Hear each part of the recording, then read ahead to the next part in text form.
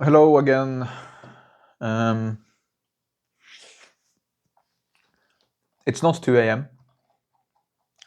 It's 16 16:00 in 8 minutes. So 4 p.m. Um, I actually did write. This is technically yesterday, but I did write again a lot compared to other days. So it was 750 words, and it was they were not good, but I did at least progress the story.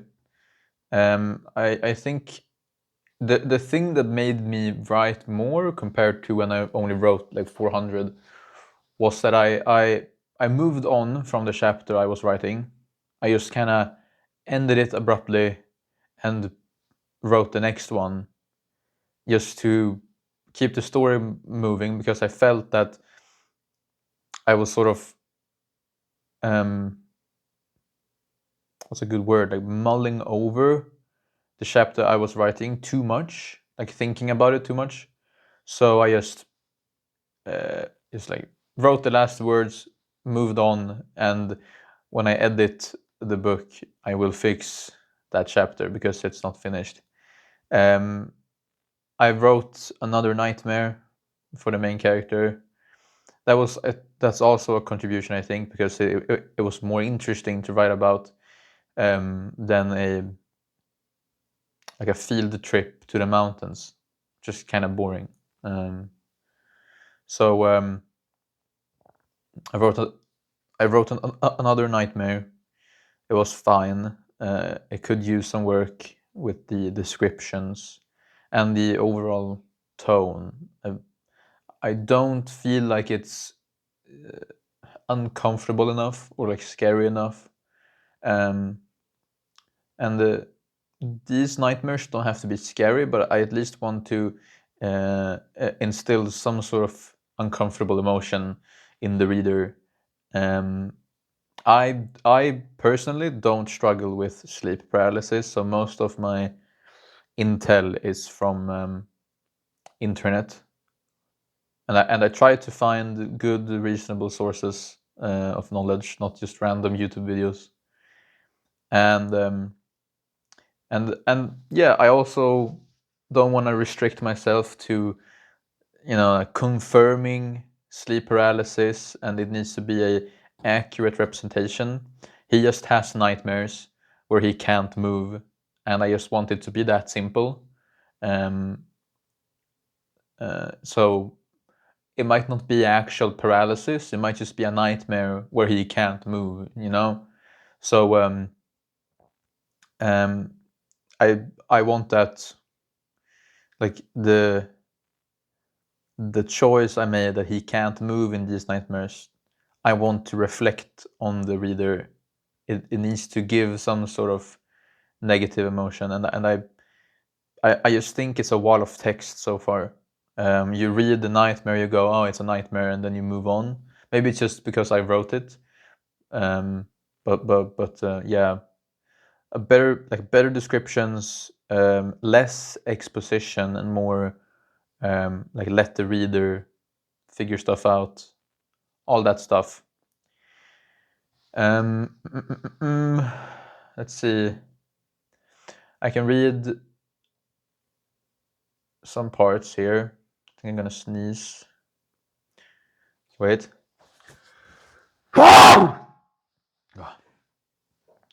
Excuse me. Oh, this is something I can read. This field trip to the mountains is supposed to give the reader some lore about this world, like the nature, the weather, and also like the gods, religion, stuff like that.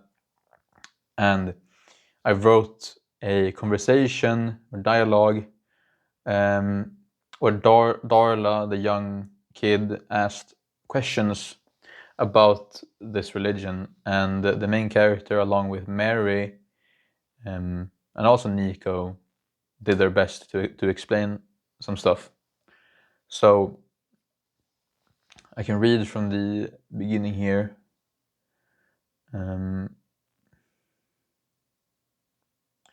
Let's see.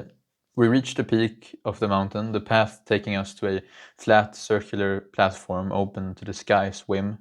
Surrounding us on this platform are eight statues of each god.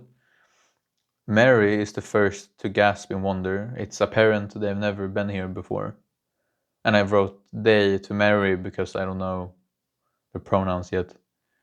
I might just stick with what's it called? Neutral pronouns, yeah. It's apparent they've never been here before. I have, but I was also stricken with wonder the first time I saw them. The artistically wonderful statues surrounded by the beautiful snowy nature around us. Today was a good day to hike up here. Who are they? I hear from Darla. Mary is too grasped to speak or hear Darla's question. I walk up to her at the center of the platform and crouch to her eye level. They are guardians of our world. Guardians? She doesn't know the word. Someone who protects you. Your mother, Ayla, she's your guardian. Darla seems to understand the metaphor. Darla, do you ever get scared? I don't like darkness, she says, ashamed. I don't either. I try to comfort her. That's when they protect you, guard you, from the things you can't explain or understand. When others can't, they step up. How? Darla asks, not knowing how difficult of a question that is to answer. Mary is brought back with intrigue from that question and looks towards me in anticipation for what I will answer. It's always different from person to person.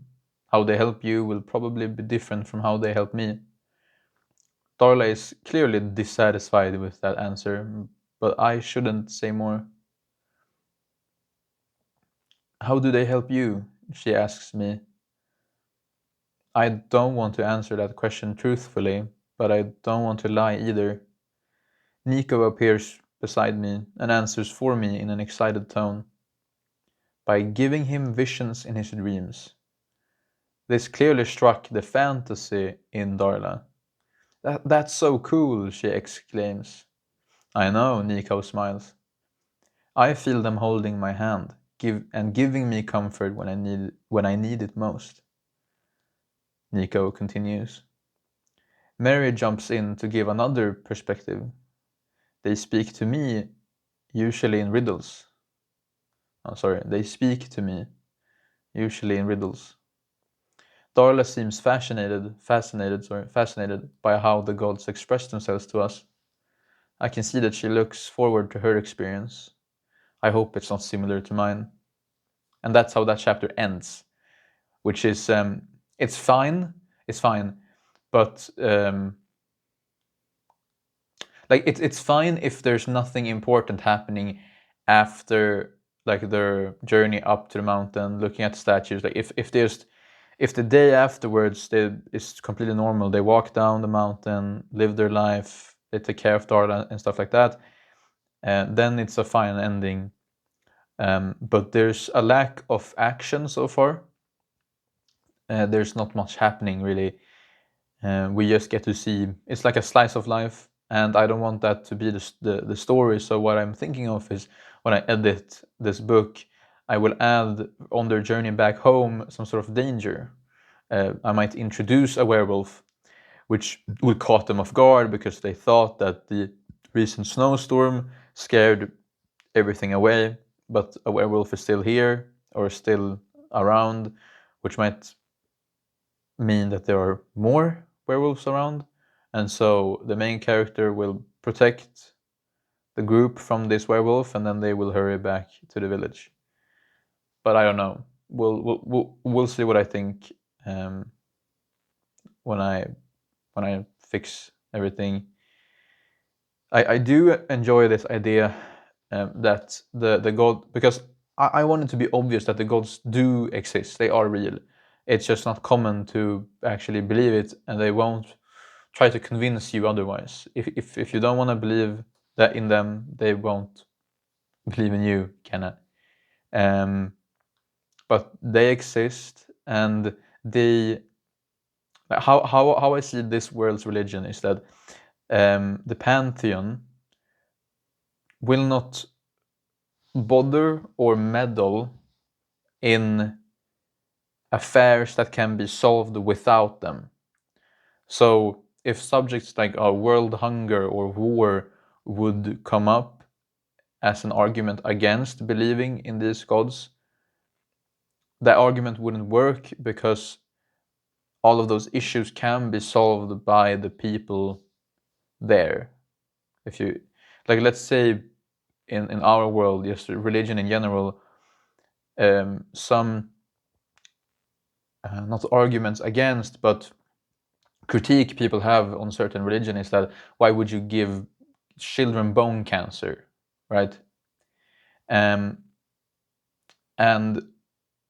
in this world, I think their response to that would be that it's unfortunately how nature works, and the pantheon won't meddle in it. The only opportunity where any god will interact with anyone is if there's something that person cannot figure out themselves or by anyone else. Like if there's some sort of eldritch monster lurking in their toilet, or they're being haunted by something they can't see or smell or hear or understand. If something in their future can be avoided, and maybe this person has taken or has been given a favor by some god, that god will then reach out and say, hey, this alternate future that you might stumble into is dangerous, you should avoid it, and stuff like that. Like religion, when it comes to world building, like just that topic in general, is to me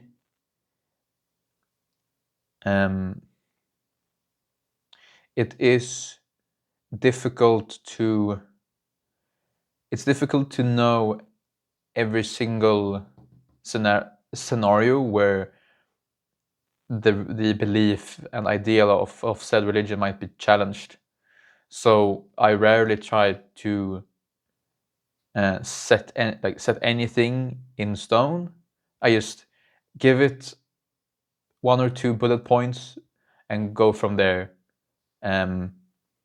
which is similar to how religions work in our world. Sure, there are scriptures, but people are very keen on interpreting those scriptures in a way that favors their personal beliefs.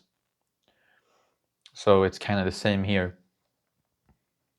But yeah, that's how that chapter ends, and I continue on with this nightmare. In this nightmare, it's more graphic than the earlier one, because in the earlier one, the main character saw this tall, disfigured creature with Nico's face being stretched and disfigured.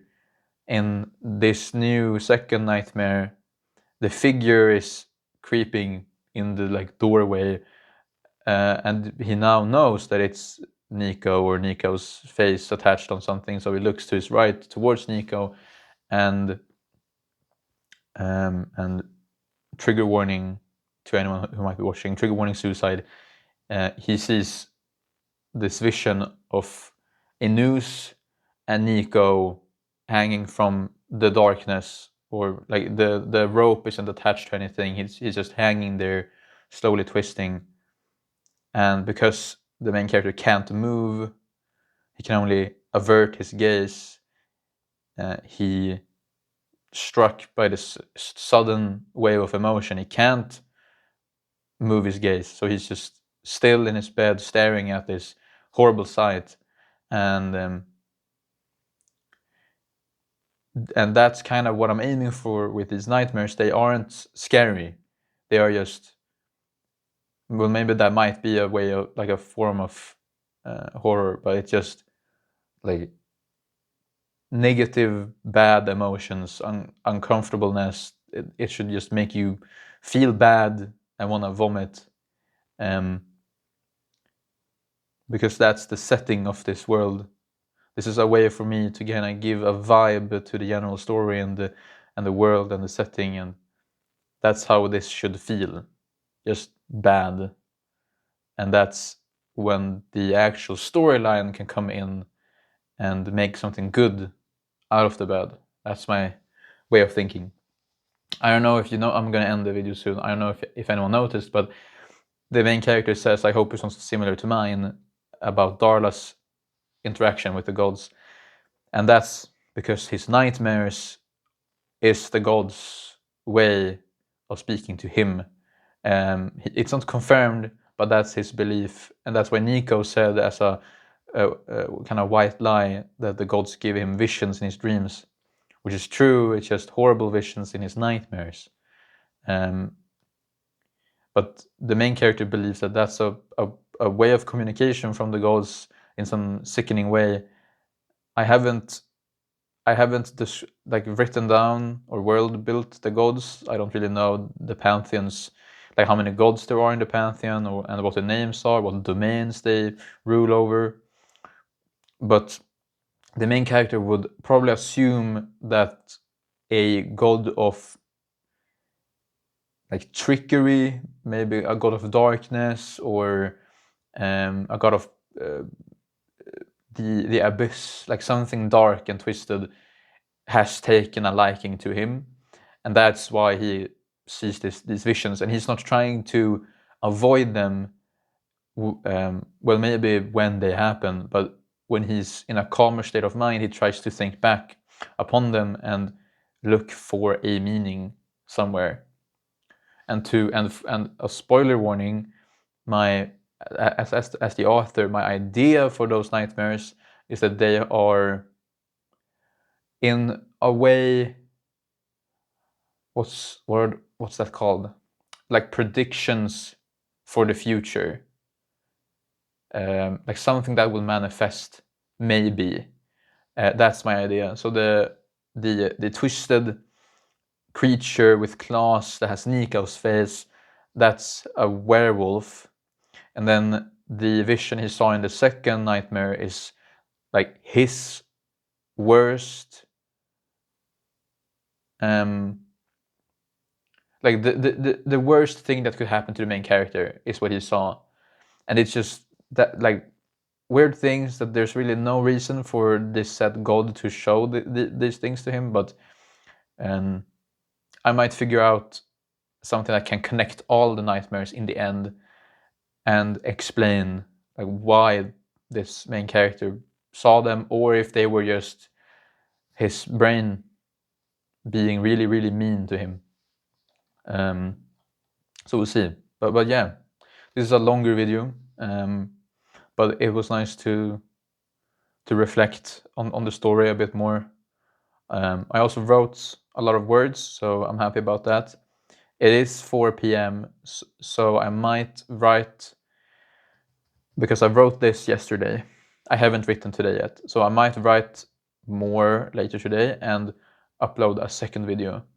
But another thing, I wrote all of this during the day, like at 3 p.m. or something, so I might upload this video, not write this evening, and then tomorrow morning try to get my at least 500 words in, and then record a video to kind of alternate my routine a bit, because right now I'm stuck in this pattern of recording these videos at 2 a.m. Because I stay up too late.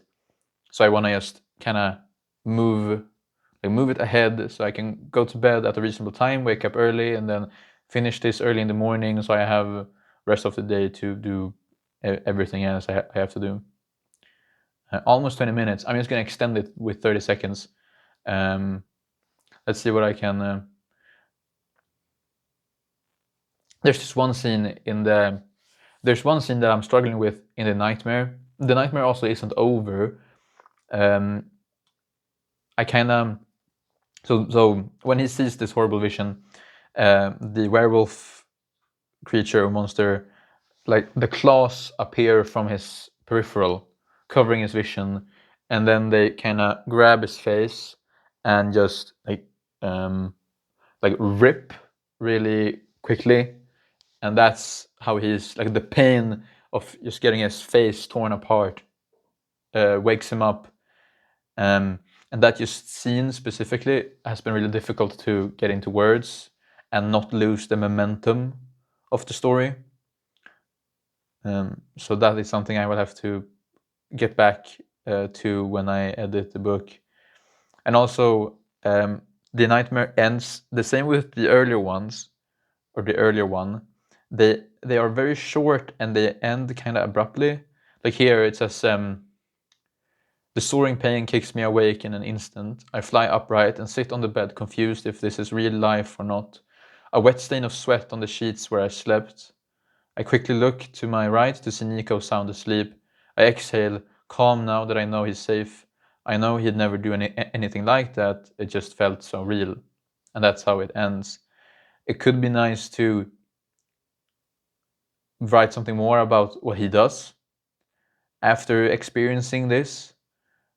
Would he walk out into the snow and just lay down in the cold? Would he make food?